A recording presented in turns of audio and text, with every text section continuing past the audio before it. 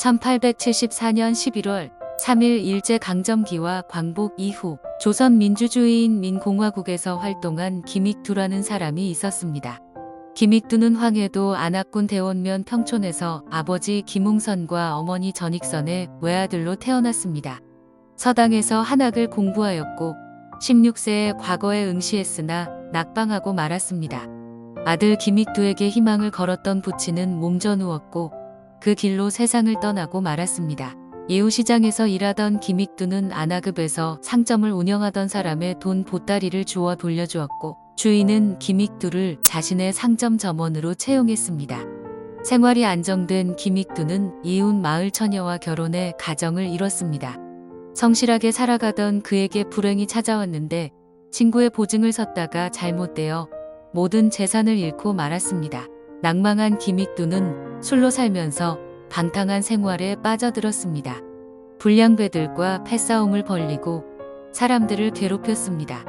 불꽃 같은 그의 열정이 빗나가 분노로 일그러져 있었던 것입니다.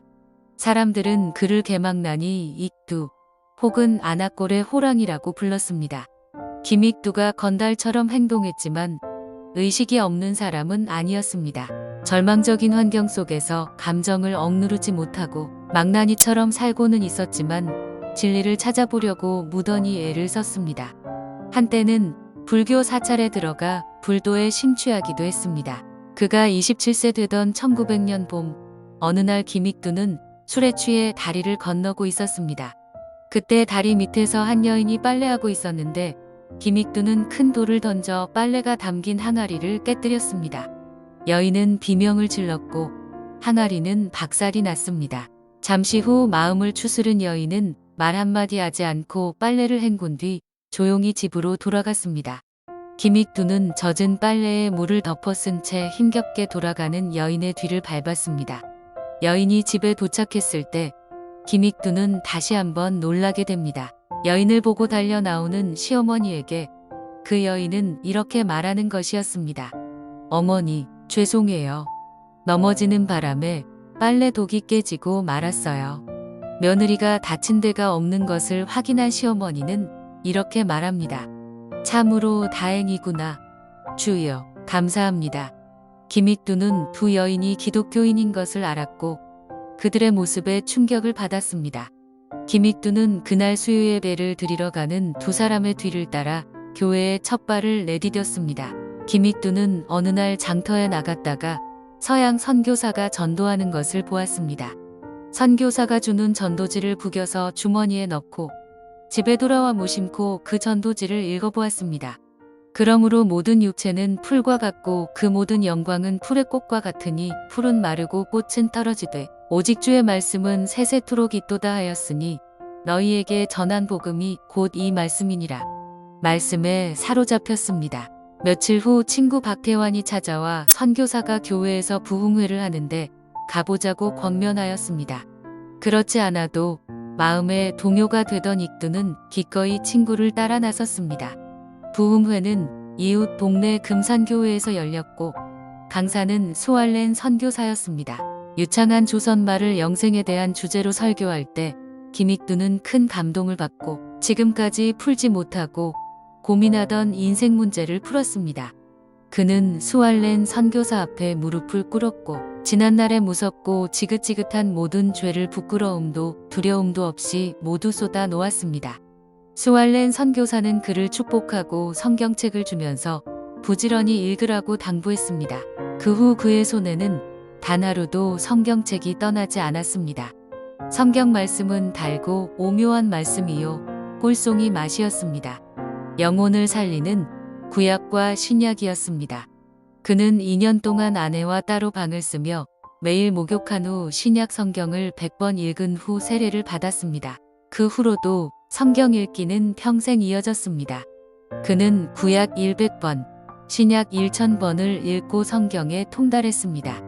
그는 이렇게 말했습니다. 나는 사복음서를 읽을 때마다 한 번도 울지 않은 적이 없었습니다. 예수님이 십자가를 지고 가는 모습, 그 십자가에 달려 못 박히신 장면을 상상하면 눈물이 앞을 가려 성경 글씨가 눈에 보이지 않습니다. 라고 말했습니다. 교인에게 성경 읽기를 강권하며 나는 금식도 많이 해보고 이적도 많이 체험해보고 부흥 집회도 많이 해보았으나 성경을 읽어 얻은 은혜보다 더 큰 은혜가 없음을 깊이 깨달았습니다. 그는 항상 성경책을 가슴에 안고 다녔습니다. 새벽이면 무릎 꿇고 2시간쯤, 기도하고는 8시부터 1시간 반 정도 성경을 읽었습니다. 평생에 성경을 사랑하고 읽으며 하나님과 대면했습니다. 김익두 목사가 본격적으로 부흥사역에 나서게 된 것은 1919년 3.1운동 직후였습니다.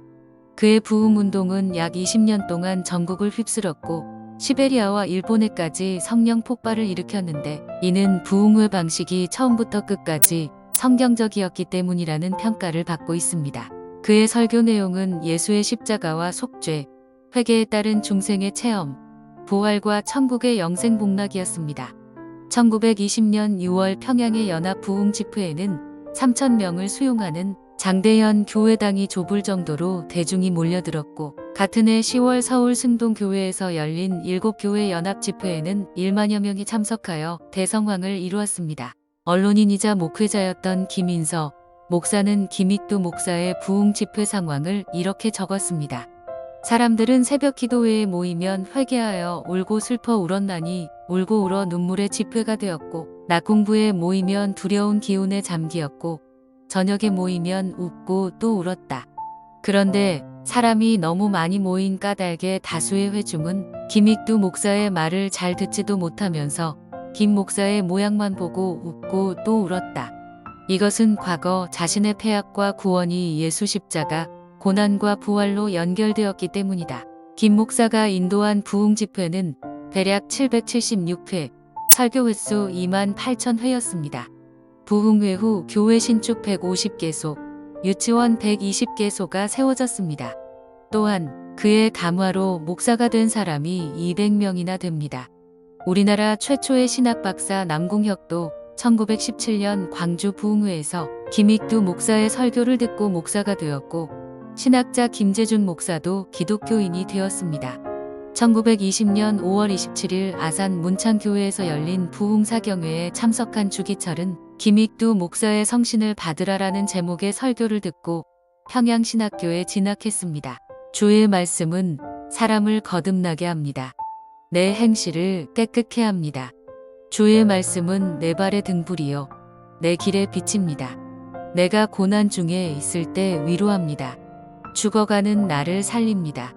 하나님은 말씀을 보내어 사람을 고치시고 위험한 지경에서 건지십니다. 김익두는 하나님의 말씀에 사로잡힌 사람이었습니다. 성경이 그를 살렸고 성경이 그를 만들었습니다. 그는 성경의 사람입니다.